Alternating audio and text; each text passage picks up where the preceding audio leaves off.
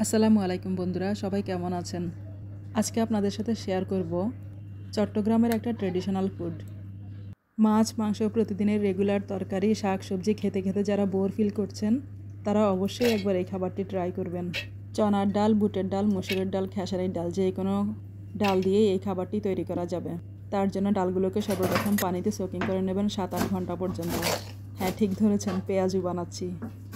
ব্লেন্ডারে ব্লেন্ড করে নিলাম। এবার দিয়ে দেব হলুদ, মরিচ, লবণ, সামান্য জিরা ও ধনে গুঁড়া, পেঁয়াজ কুচি, কাঁচামরিচ এবং ধনেপাতা কুচি, আর দিয়ে দিলাম 1 চামচ আদার পেস্ট। ব্যাস, এবার ভালো করে মাখিয়ে নেবেন। ভাবছেন ও পেঁয়াজু, এটা আর এমন কি?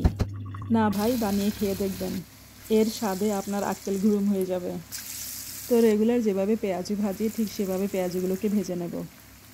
যেহেতু আমরা পেঁয়াজগুলোকে রান্না করব, তাই এখানে ভাজার সময় বেকিং সোডা টোডা দেওয়ার কোনো প্রয়োজন নেই। এই তো পেঁয়াজগুলো ভাজা হয়ে গেছে, এখন তেল থেকে আলগা করে নেব। পেঁয়াজুর তেল থেকে একটু তেল হাঁড়িতে দিয়ে দিলাম। বলতে পারেন এটা পেঁয়াজুর দো পেঁয়াজা, তাই একটু বেশি পরিমাণে পেঁয়াজ দিয়ে দিবেন, কাঁচামরিচ, ধনেপাতা দিয়ে দিবেন। এই তরকারিটা একটু ঝাল ঝাল হবে, যার কারণে কাঁচামরিচের পরিমাণটা একটু বেশি করে দিয়েছি। মরিচ, হলুদি গুঁড়াতে দিয়ে দিলাম, আদা, রসুন এবং সামান্য জিরা দিয়ে দিয়েছি। সমস্ত মশলা উপকরণ একসাথে দিয়ে ভালো করে কষিয়ে নেব।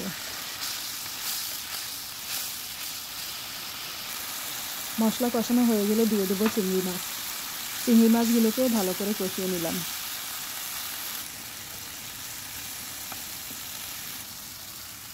মাছ কষানো হয়ে গেছে, এখন পরিমাণ মতো পানি দিয়ে দেব। পানির পরিমাণ অন্যান্য তরকারির তুলনায় একটু বেশিই দিতে হবে। চিংড়ি মাছ হতে বেশি সময় লাগে না, আর তাছাড়া চিংড়ি মাছগুলোকে আগেই কষিয়ে ফেলেছি, আর পেঁয়াজু তো অলরেডি ভাজি করা আছেই, যার কারণে এই তরকারিটি হতে বেশিক্ষণ সময় লাগবে না। ব্যাস 3-4 মিনিট ভালো করে রান্না করে নিলেই হবে। নামানোর সময় ঝোলের পরিমাণটা একটু বেশিই রাখব, কেননা ঠান্ডা হয়ে গেলে পেঁয়াজগুলো অনেক বেশি পরিমাণে ঝোল টেনে নেবে। তখন পাতিল দেখে আপনার মনে হবে আপনি ঝোলই রাখেন নাই। এই তো রান্না শেষ হয়ে গেল, এখন আস্তে আস্তে পরিবেশন করে নিন। গরম গরম ভাত, খিচুড়ি, পোলাও, যে কোনো রাইস ডিশের সাথে এই খাবারটি খেতে অনেক ভালো লাগে। ট্রাই করতে পারেন। ভিডিওটি ভালো লাগলে অবশ্যই একটা লাইক কমেন্ট করে দেবেন। আপনারা কত নিষ্ঠুর, আপনাদের জন্য কত কষ্ট করে ভিডিওগুলো বানাই, দেখে চলে যান, লাইক কমেন্ট কিছুই করেন না। একটু বন্ধুসুলভ হন, 2টা লাইক কমেন্ট দিয়ে যান। আজকে আমি পেঁয়াজুর এই দো পেঁয়াজাটা ভুনা খিচুড়ির সাথে পরিবেশন করেছি। অনেক ধন্যবাদ সবাইকে আপনাদের মূল্যবান সময় দিয়ে আমার এই ভিডিওটি দেখার জন্য। সবাই ভালো থাকবেন, সুস্থ থাকবেন। খোদা হাফেজ। আর হ্যাঁ, যদি ভিডিওটা চোখে পড়ে অবশ্যই একটা লাইক কমেন্ট করে দেবেন।